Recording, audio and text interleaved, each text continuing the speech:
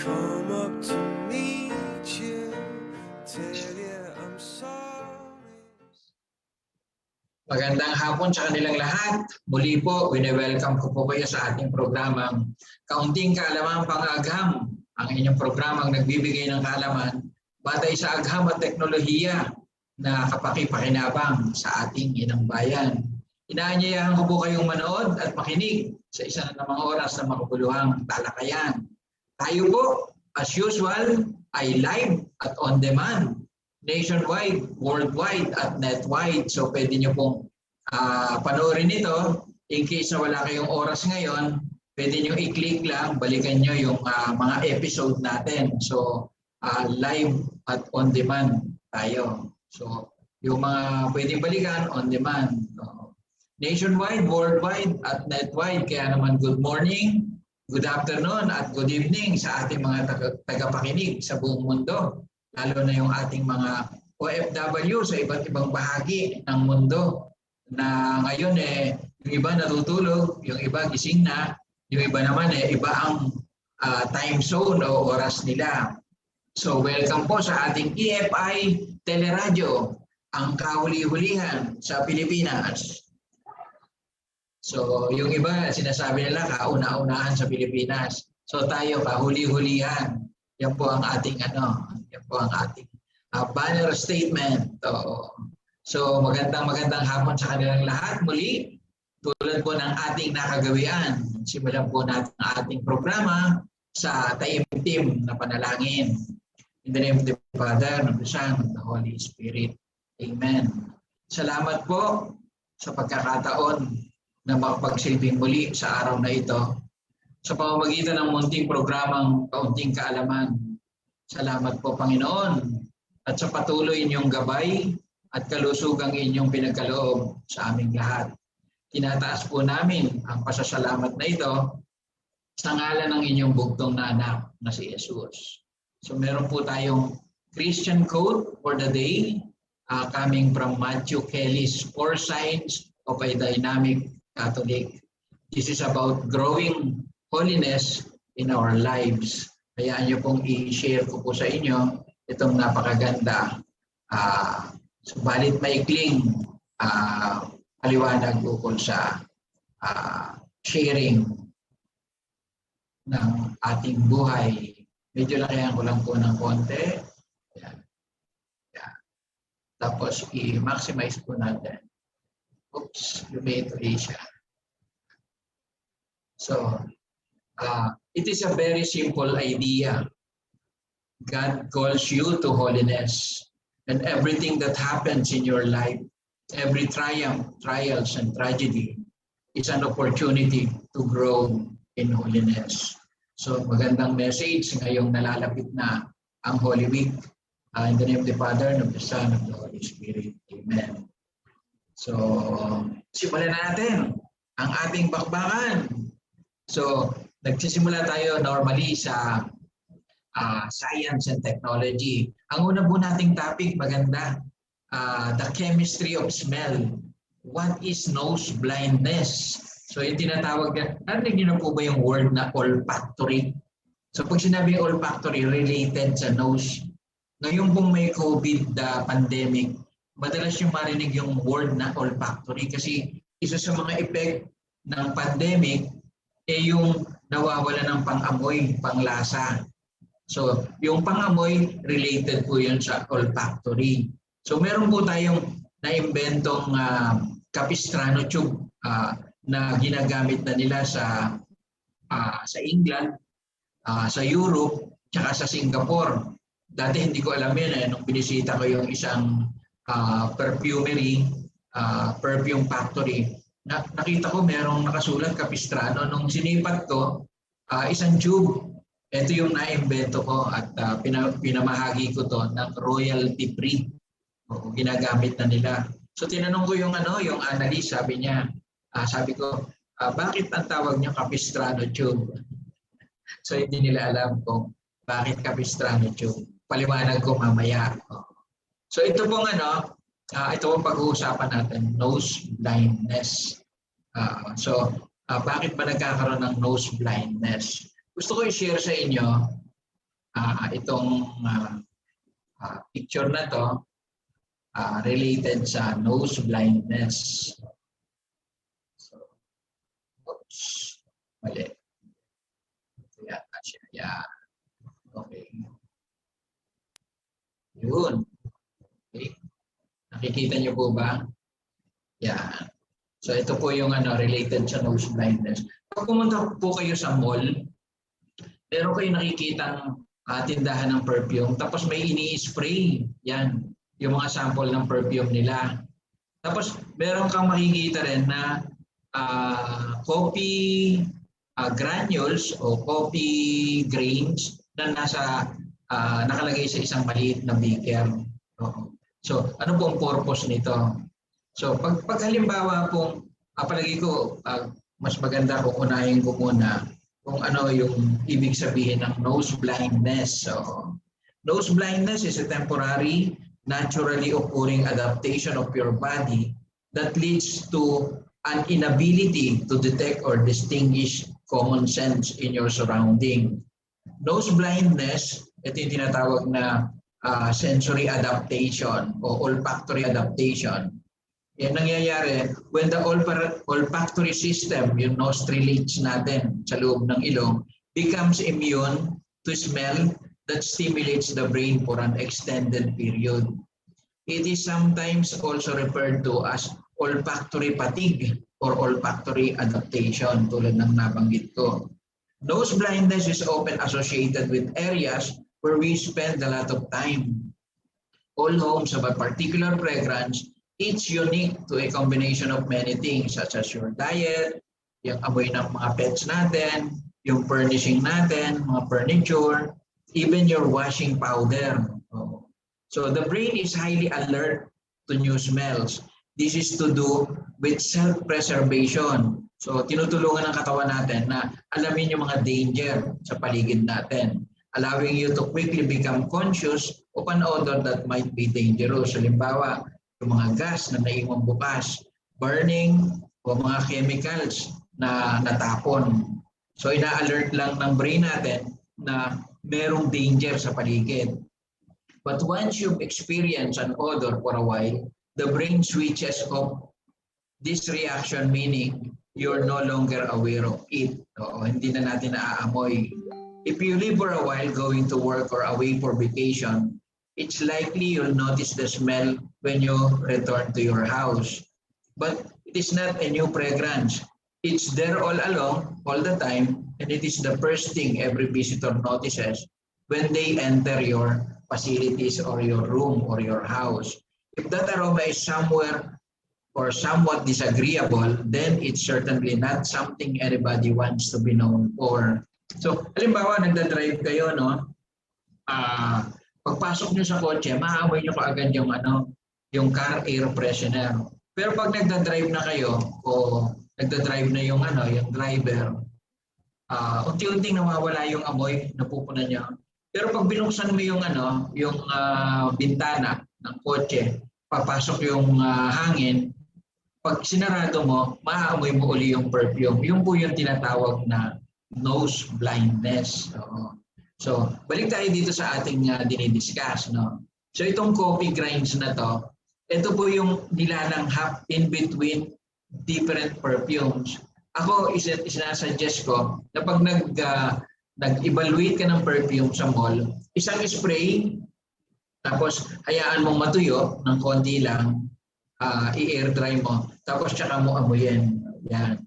Pero yung susunod na i-spray mo, huwag mo doon siguro sa bandang taas ng braso mo i-spray banda rito. Pero bago mo amuyin mo muna itong coffee grinds.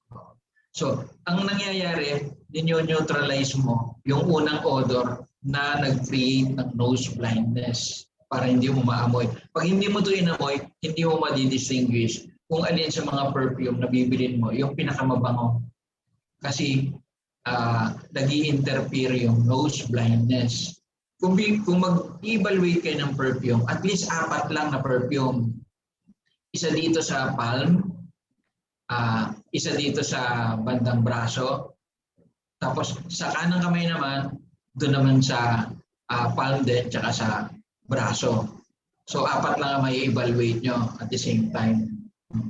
So makikita nyo yung difference. So gumawa kayo ng short list. Alin doon sa mga binibili nyo, yung 4 na mapagpipilian. Tapos in between, aamoy kayo ng coffee grinds para mawala yung nose blindness. Otherwise, hindi nyo madi-distinguish kung alin doon yung magugustuhan yung smell dahil nga sinira ng nose blindness yung inyong nostril para ma-distinguish yung kanyang sari-sariling odor or smell.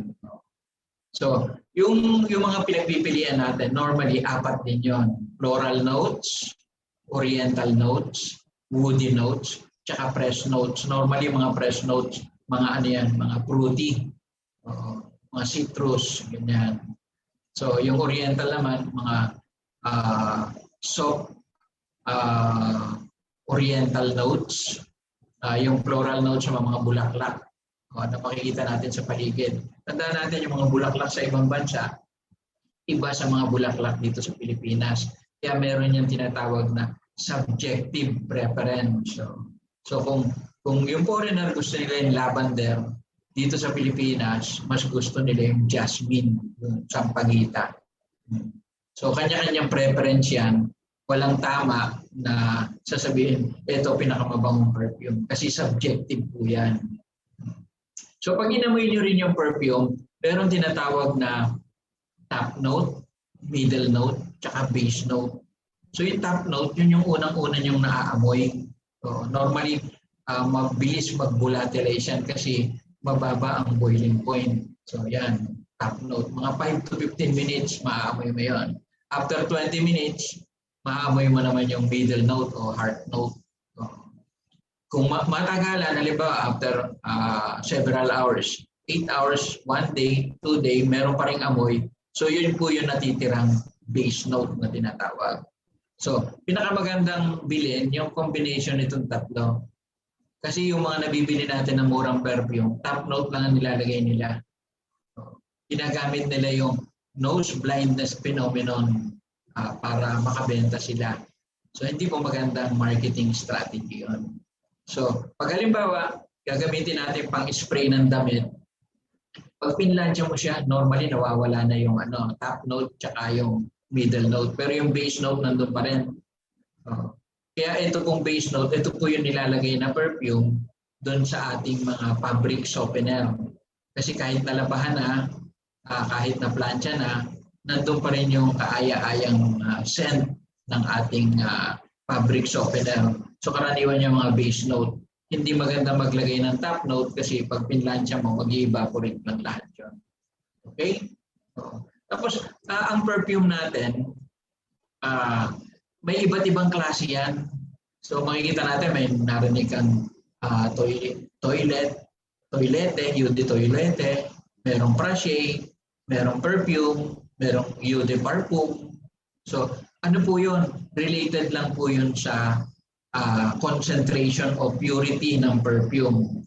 Mas madaming perfume, halimbawa, kung nagpiga kayo ng flower, mas madami yung essential oil na ilagay nyo sa isang perfume, mas mahal. Kaya ito pong perfume or parfum, approximately 20 to 30% perfume.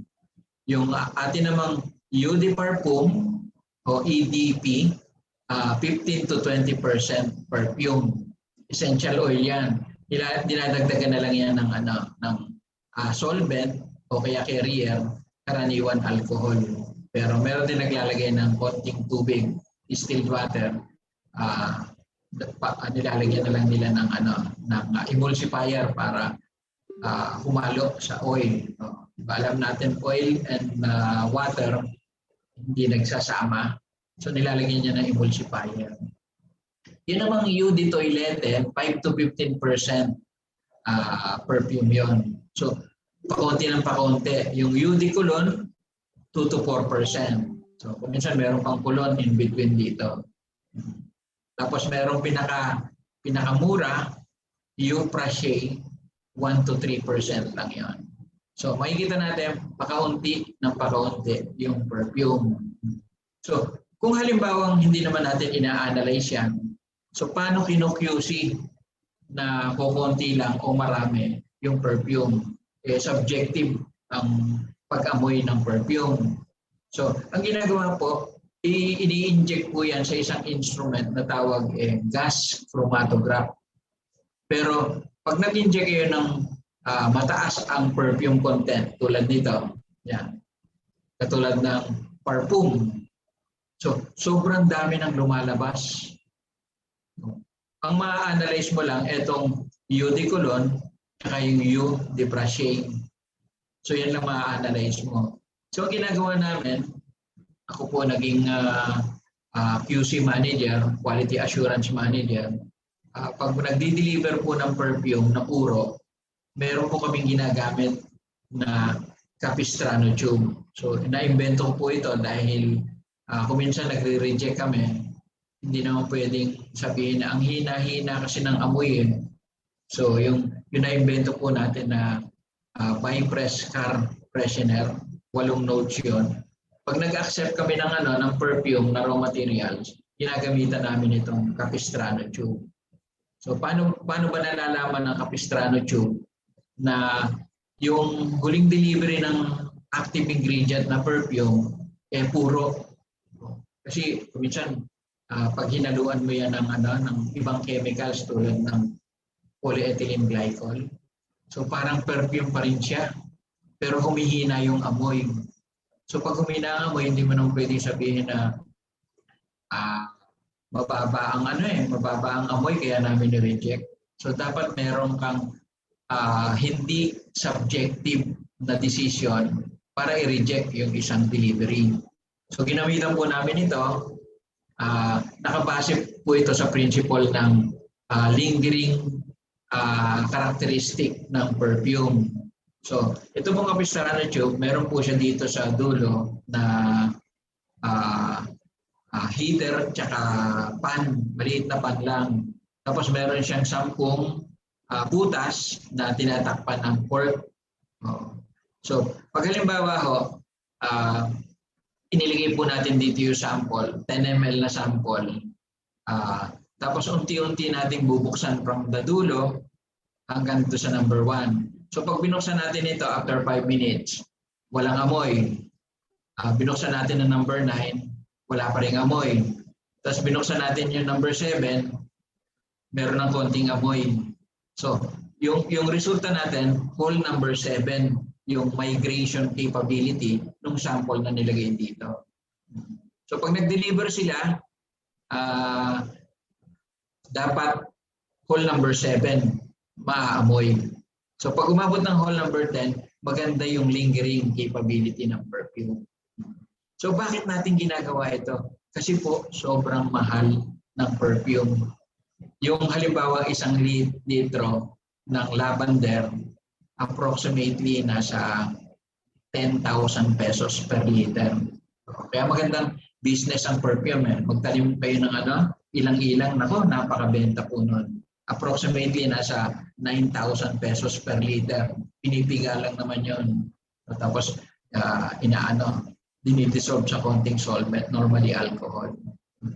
So pag halimbawa i-delivery sila na whole number 3 lang, dito lang, nire-reject namin.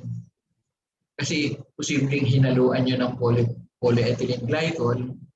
So mabibenta na nila. Kung halimbawa 50% inihalo nila, so meron silang kitang mas malaki. Kung binibenta nilang 10,000 per liter. Diba? So ito po, nakaabot na po ito sa England. Nakita ko po yung unit nila doon. Ginagamit nila. Tsaka sa Singapore. So paano nilang nalaman? Kasi po yung mga perfume supplier, mga taga-Singapore yan, tsaka taga-Europe. So pag nakita nilang rejected yung isang deliveries nila, ilalagay namin reason for rejection, Capistrano tube, whole number 3 only. Previous acceptance, previous sample, whole number 10. So ano ba itong Capistrano tube? Ano itong whole number na to? So inadapt nila itong Capistrano tube. So isang magandang contribution ng isang Pinoy sa essential oil industry, di ba?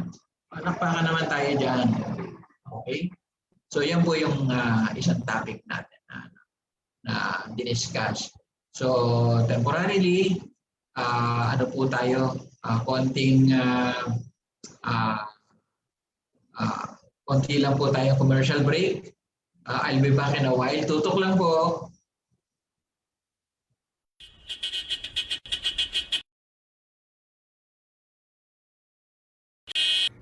Are you worrying that your business can be shut off by lockdown during these times of pandemic and financial hardships? Well, stop worrying now and have peace of mind.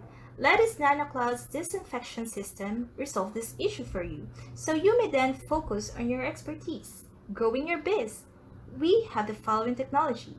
First, an effective PAQ disinfectant that's proven to annihilate even the most difficult to kill bacteria and virus with a kill rate of log 6. This the highest among all disinfectants in global market. This is US EPA registered, proven by independent US lab and hospital tested. Second, a NanoClouds and UVC disinfection panel for big employees. All our NanoClouds machine has sonic boom technology converting the disinfectant into molecular size, smaller than the coronavirus for an even better bioefficacy. The safe UVC, on the other hand, kills hiding survivors underneath skin crevices and clothing.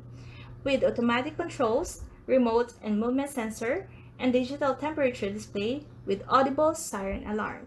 Third, a NanoClouds and UVC disinfection door type for malls and transport stations to protect your clients as well as your staff. Fourth, NanoClouds and safe UVC disinfection transport type system. These can be installed in vehicles like jeepneys, buses, and vans, making passengers and drivers safe. Fifth, custom-built NanoClouds and safe UVC for automatic scheduled plant disinfection system. Do disinfection staff-free. Example, you may set at 2 a.m. for whatever time duration. You may also opt for camera, which will allow you to see plant disinfection at the convenience of your home through your cell phone. 6. Portable NanoClouds that you may strap on your shoulder or pull via its wheel for disinfection of your places, bees, home, or office. We are CBR Beyond Technology. Call now which among these will fit your bees, and for more information, we may be reached at 0917-502-4426. I repeat, 0917-502-4426. We welcome dealers and distributors. Set aside lockdown now and start growing your bees.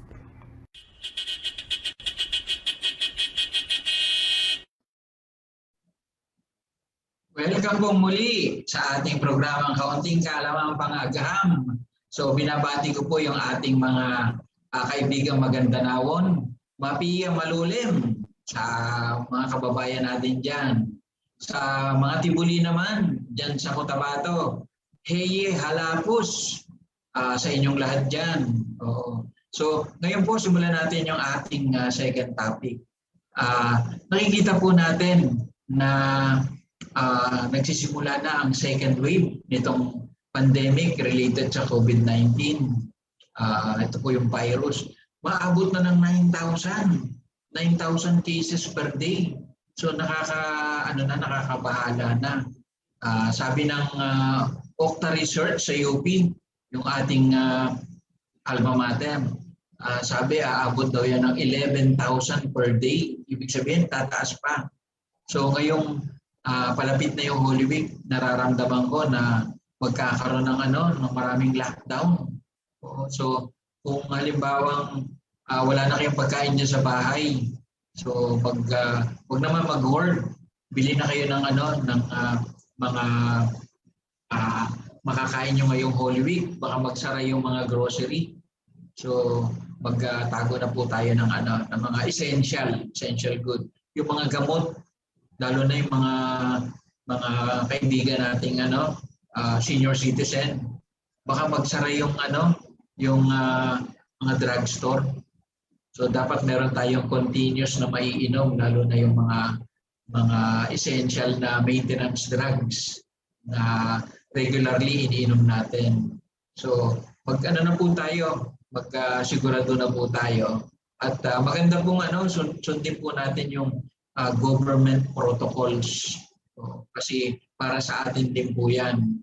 At maiwasan po natin yung pagdami pa. Kasi ang mga tao parang sa tingin ko naging complacent o naging ano na sila.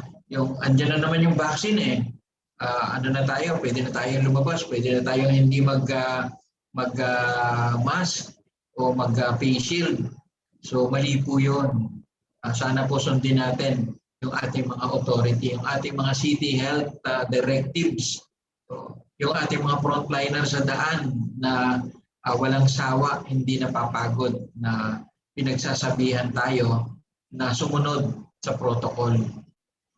Tayo pong mga malalakas pa, posibleng kayang-kaya ko yan, iniisip natin, kayang-kaya ko yan. Pero pag dumikit yan sa mga damit natin, sa katawan natin, sa skin natin, at umuwi tayo ng bahay at nahawa natin ng ating mga lolo't lola, mga magulang na medyo nasa senior citizen na, yung mga taong may comorbidities, mga diabetic, may mga pneumonia o kaya may hika, sila po ang magsasuffer.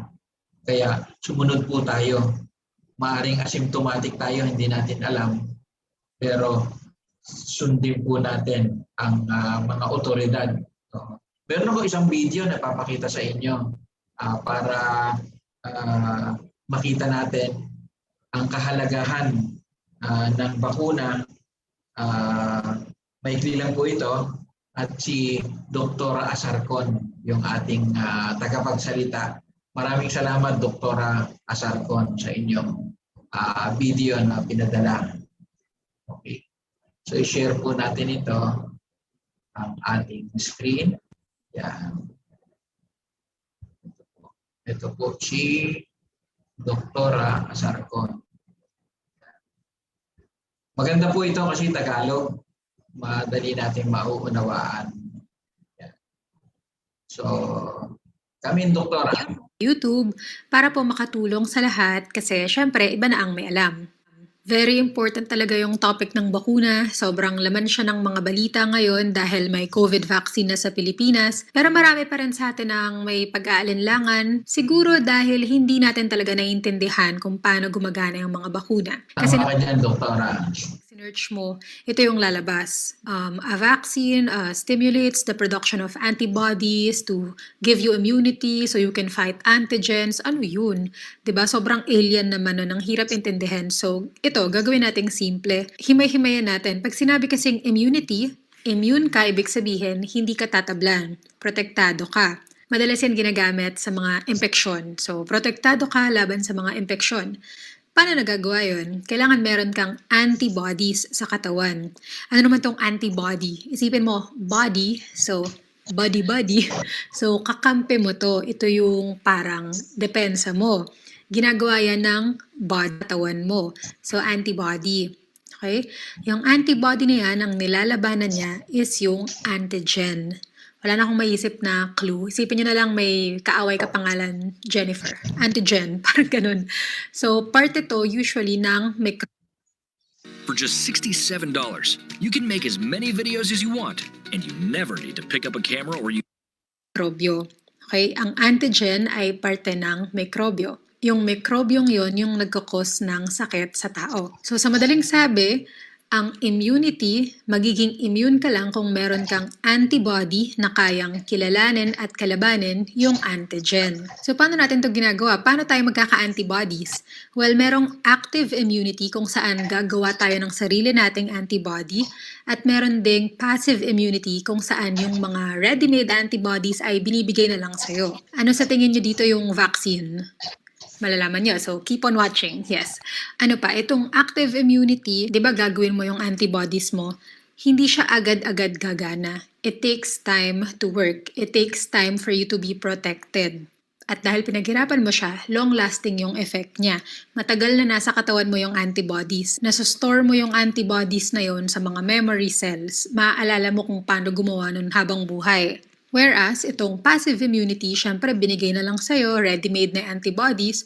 Sige, gagana siya agad-agad. Kunyari, emergency, kailangan na ng katawan mo yung antibody. Gagana na siya kagad.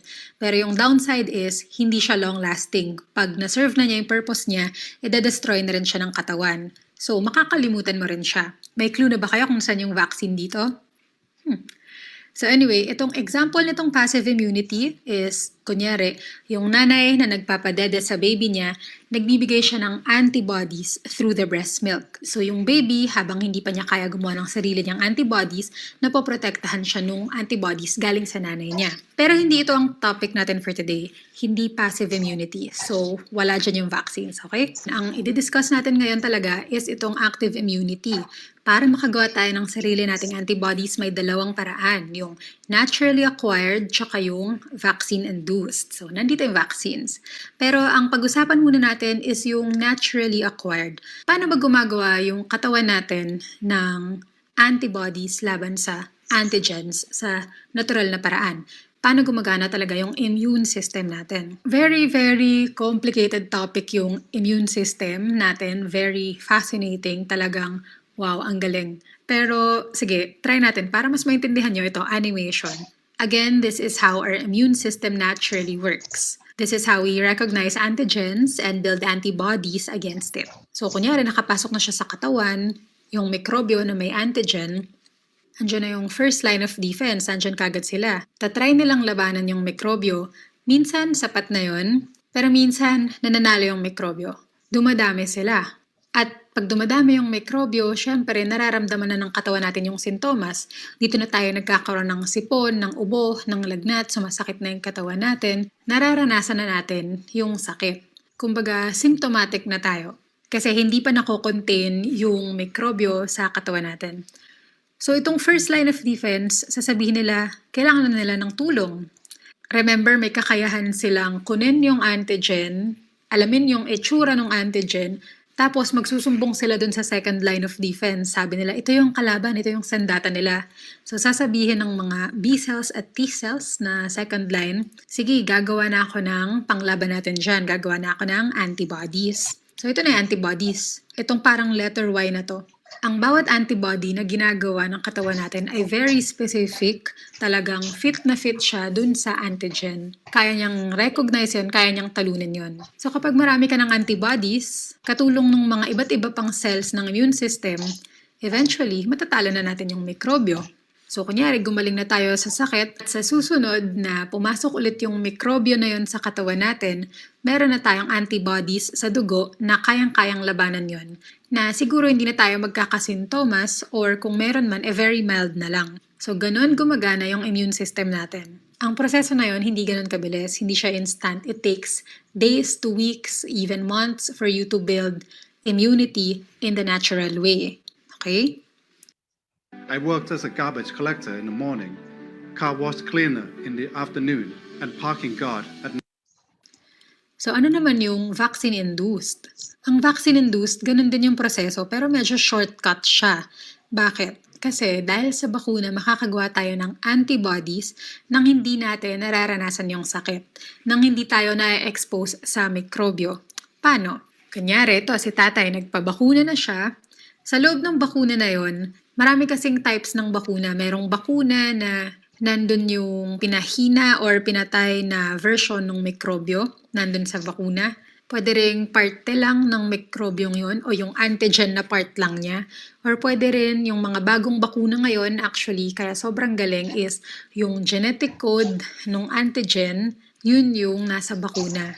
So basically, yung bakuna ginagamit para sa safe at effective na paraan ay ma-introduce sa katawan natin yung kalaban. Okay? Specifically, yung antigen, yung sandata nung kalaban. Pero hindi tayo magkakasakit or magkakasintomas or magkakaroon ng malalang karamdaman kasi yung inintroduce sa atin gamit yung bakuna, hindi naman yun yung actual virus. Hindi sila dumadami sa katawan, wala silang ibang powers, kumbaga. So, nasa atin na yung antigen, nasa atin na yung clue kung paano natin tatalunin yung mga kalaban. Ganun ulit, yung mga cells ng immune system mare-recognize yung antigen na yun, so makakapaghanda. Sige, ito na yung antigen, gagawa na ako ng antibodies. So, ito na yung antibodies. Nasa dugo na natin siya. So, one day, kung makapasok man yung mikrobyong yun sa katawan natin, ready na kagad tayo. Meron na tayong nagawang antibodies at agad-agad niya kagad manoneutralize or matatalo yung mikrobyong yun. In short, protektado na tayo. So ito, hindi tayo nagkakasakit. O di ba parang shortcut siya to immunity? Yun ang kinaganda ng vaccine-induced immunity sa natural immunity. Sa natural, kailangan mong ma-expose dun sa actual na mikrobyo. Kailangan mo sigurong maranasan yung sintomas, yung sakit. Kailangan mong mag-recover bago ka makaproduce ng antibodies laban dito. Whereas, dun sa pagpapabakuna, hindi mo kailangan ma-expose dun sa totoong mikrobyo. Dun lang sa antigen na nasa loob ng bakuna. Tapos, makakagawa ka na ng antibodies in advance para handa na yung katawan mo just in case na dumating yung infection sa'yo, may panglaban ka na. Sa mga taong nabakunahan, protektado na sila, madalas hindi na sila nagkakasintomas at kung meron man, very mild lang.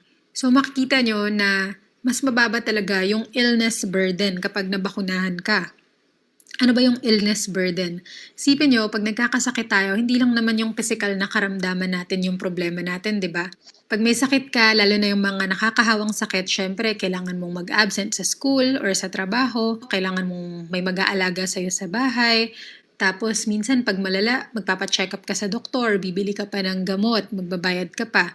Yung iba nagpapa-hospital pa at yung talagang mahihina, yun pa yung nagiging dahilan ng pagkamatay nila. Yun yung hirap na dala ng mga sakit sa atin na gusto talaga nating ma-prevent. Remember, prevention is better than cure at yung vaccines ay proven na safe at effective to prevent infectious diseases.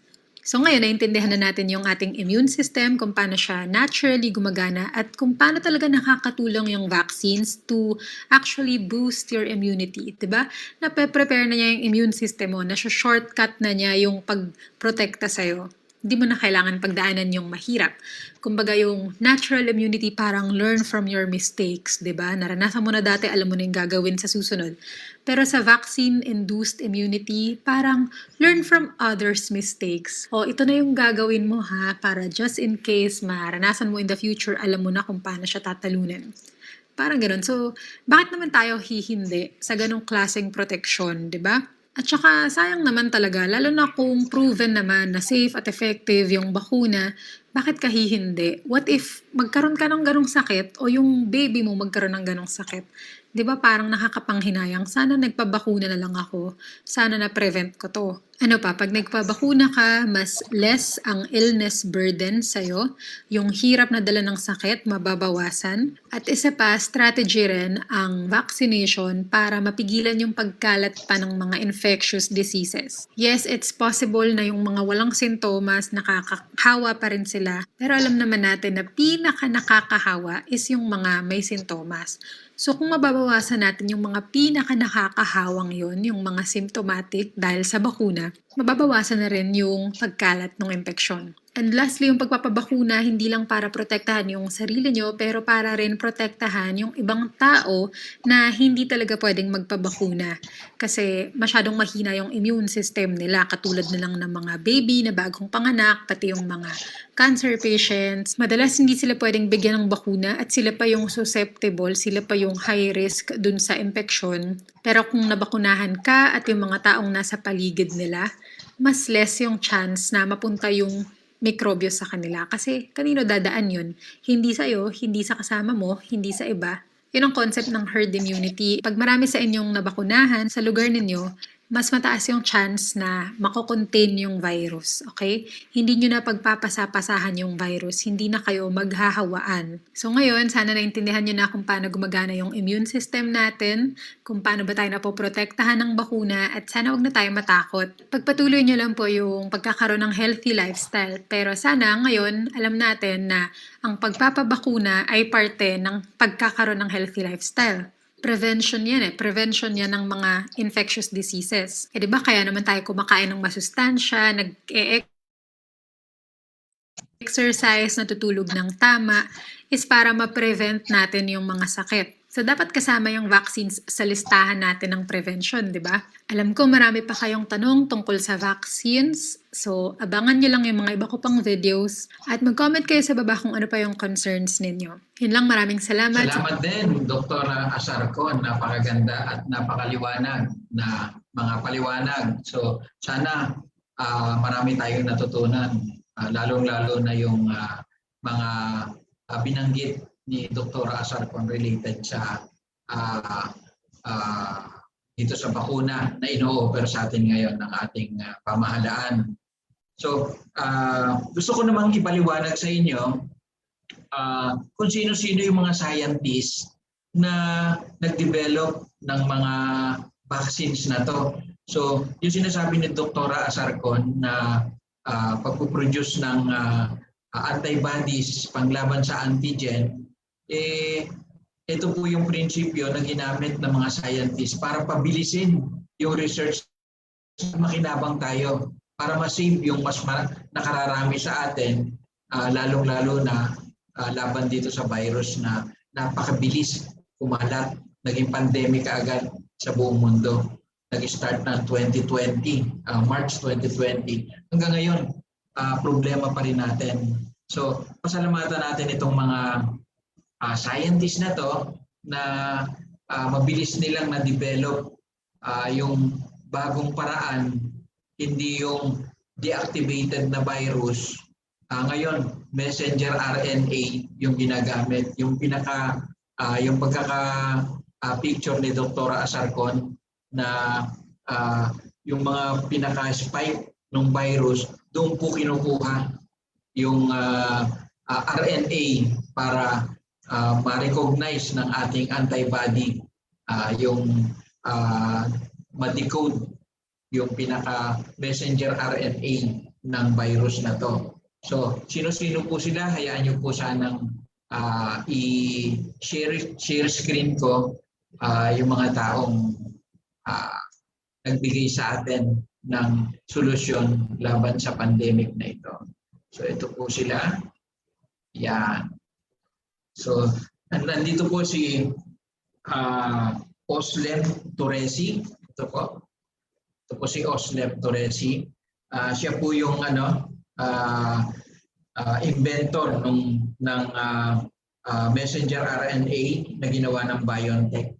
Siya po yung pinaka-lead scientist, chemist ng BioNTech, German company yun, na Pfizer BioNTech. Ito naman po si Talsac. So, ito naman po yung nag-develop para sa Moderna. So, Israeli scientist galing sa Ben Gurion University. Tapos ito naman po si biology scientist Dr. Sarah Gilbert. Siya naman po yung nag-develop ng vaccine mula sa chimpanzee virus from AstraZeneca. So, isa-isahin po natin sila. Siguro dapat palakpakan natin sila.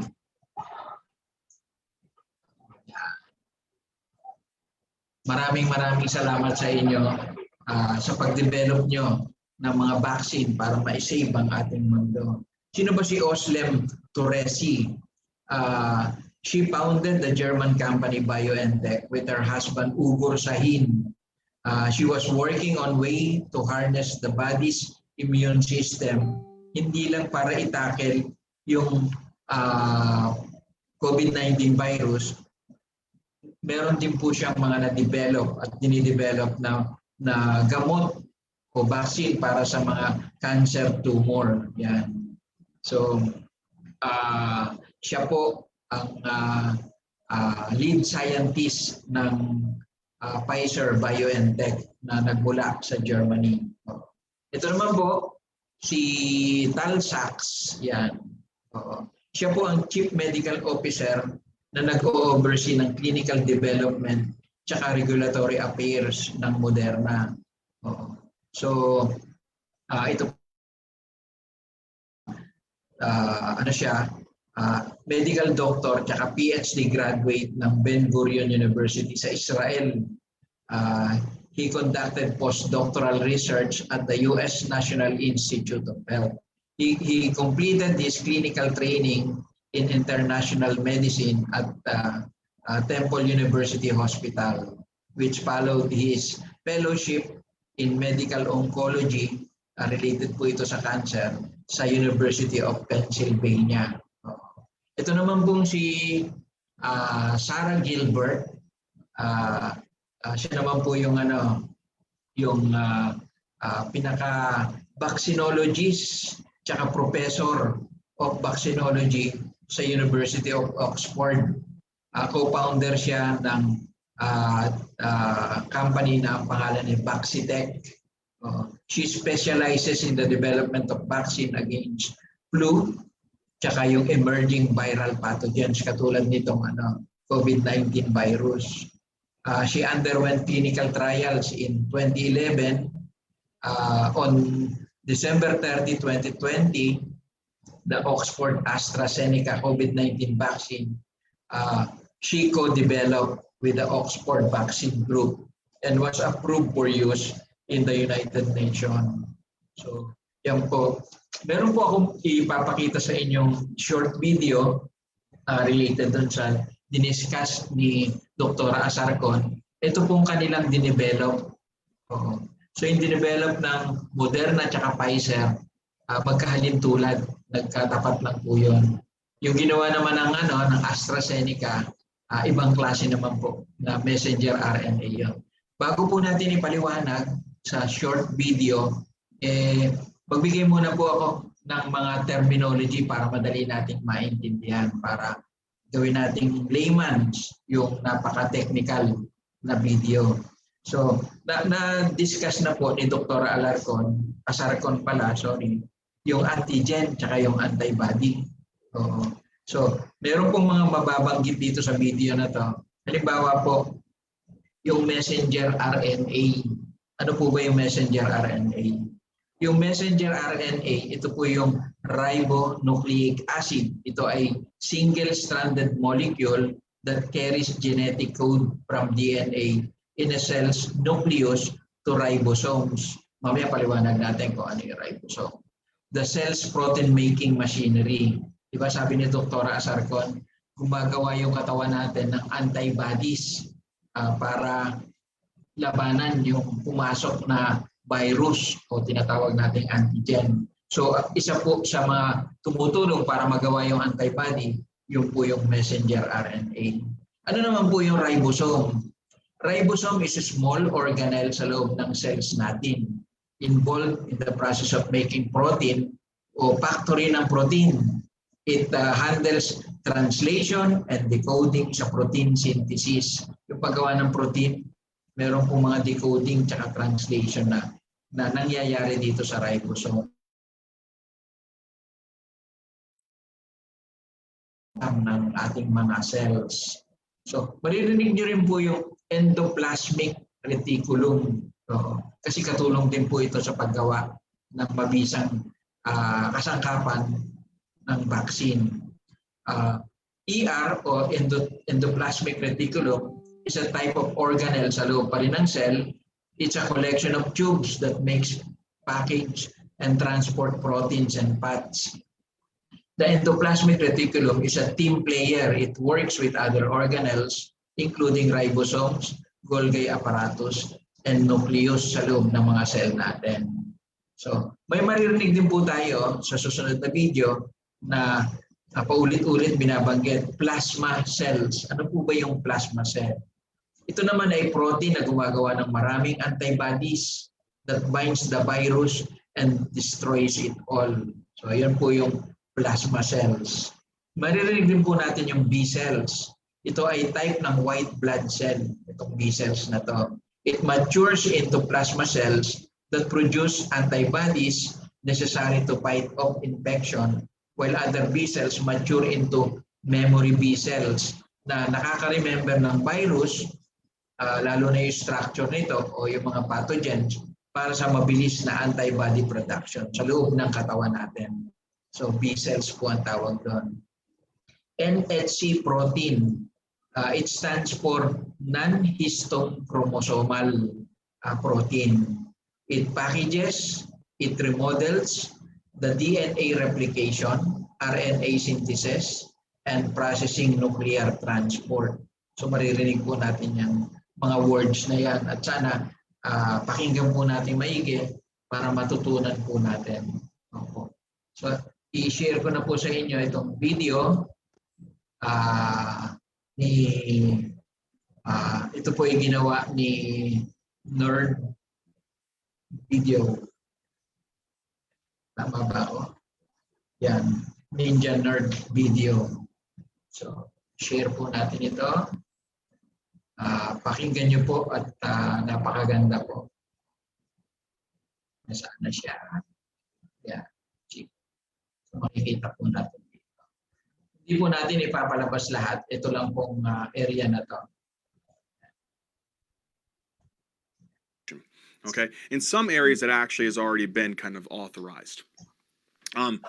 But for right now, what I want us to talk about is how these vaccines produce an immune response, right? So, una pong pinapaliwanag niya itong Moderna at Pfizer BioNTech vaccine. Susunod papaliwanag niya yung AstraZeneca o Oxford vaccine. So, pakinggan po natin si Nerd Video. How in the heck do we develop antibodies against this vaccine? I think that's important. I think there's a lot of kind of questions about that, especially for mine. I want to know how they work. So with Moderna and Pfizer-BioNTech, they kind of have the same type of technology that they're using for their vaccines. It's mRNA technology. So what they do is they take this orange thing here, right? This orange thing, we call this orange thing that's wrapping around the mRNA, we call it a lipid nanoparticle. So this like orange thing here is called a lipid nanoparticle. And all that is just literally a phospholipid bilayer that's wrapping around the mRNA to basically act as a vehicle or transport mechanism for the virus into the host cell. So they take a lipid nanoparticle, and then in the lipid nanoparticle, they have the mRNA. Now, the mRNA was derived from like the SARS-CoV-2 virus, right? You had to take into consideration that with the SARS-CoV-2 virus, okay, which is the thing that the virus that causes COVID-19, you have different proteins that are kind of coming off of that virus, right? And the one that has the most kind of things that we know that are involved with the pathogenicity is the S protein. Okay, and so what they're doing is they're taking the S protein and working their way backwards to find the mRNA that is basically being translated or coded for that protein. Then taking that mRNA and incorporating it into this actual lipid nanoparticle. Then they're using the lipid nanoparticle with the mRNA, and obviously you'll get an injection, right? Usually like the deltoid. This nanoparticle will then invade host cells, any kind of cell. And when this actual lipid nanoparticle fuses with the cell membrane of a host cell, what happens? What kind of looks like this? It would fuse here, and then it would release the mRNA into this cell. Now, once the mRNA is in this host cell, what happens? It does not get involved with our nucleus whatsoever, okay? It doesn't get it incorporated into the DNA. What happens is the mRNA actually uses our cell's ribosomes. And when it uses the cell's ribosomes or the rough endoplasmic reticulum, the result of that is that you're going to have taking mRNA and making proteins, right? You're going to be making proteins. And whenever you're Yan po making yung sinasabi proteins kong ribosome. So pagpatuloy natin. from mRNA, what is that process called? Where you get mRNA to proteins. That's called translation. So the translation of the mRNA into proteins is occurring. Now, once that happens, these proteins are then going to go and get expressed on the cell membrane on two types of proteins that our cells will express. One of those proteins is called an MHC2 protein. And this is only found on what's called antigen-presenting cells. And I'll write down in a second what those are. The other protein expressed on another surface molecule expressed on the cell membrane of our host cells. And this is called MHC1 proteins. Now, MHC1 proteins are found on all nucleated cells in the body. So any cell with a nucleus will have an MHC1 complex. But the MHC2 complex is only found on a couple cells. B cells, right, which are your lymphocytes, your macrophages, which are basically another one of your actual white blood cells, and then another one called dendritic cells, okay? So these are really the only cells that have these MHC2 complexes. Now, when they express these, basically these viral protein, the S protein shape on the actual complexes, what does it do? Well, it attracts in immune system cells. What kind of immune system cells? I'm so glad you asked. One is called a T helper cell. It attracts in a T helper cell. Now, you know T helper cells, we're going to put TH cell, okay, TH cell. This has a particular type of membrane protein that interacts with that viral antigen, or in this case, the shape of the S protein. And that's called a TCR. But then it has another protein which interacts with the MHC2 complex, and that is called a CD4 protein. Once this interaction occurs between these two things, that T cell becomes activated, and it starts to release cytokines. And there's a ton of these cytokines that they release. What kind? Interleukin 2, interleukin 4, interleukin 5, all these different things. The whole thing that happens with this is that all these interleukins, they do a couple things. They tell a particular cell in your body, very, very important cell, especially with regards to what we're talking about here, called a B cell, to proliferate. So it tells our B cells to go ahead and proliferate. But when they proliferate, we also want them to differentiate. And when they differentiate into these very, very special cells called plasma cells. And these plasma cells, once they're developed and stimulated due to these different cytokines being released, guess what they start to do? They start to make antibodies. And guess what these antibodies are directed against? They're directed against the S protein on the SARS-CoV-2 virus. And if we can have that antibody bind onto that protein on the virus, we could neutralize the virus or enhance the destruction of the virus. That's beautiful. And this is one of the main So ways. yan po ang paraan na medyo technical, very complicated, pero ganyan po ang principle kung paano pinapatay ng vaccine ng BioNTech, Pfizer, tsaka ng Moderna. Ang pagkakaiba lang doon sa AstraZeneca, yung pinaka-messenger RNA, kinuha nila sa adenovirus, flu virus ng chimpanzee.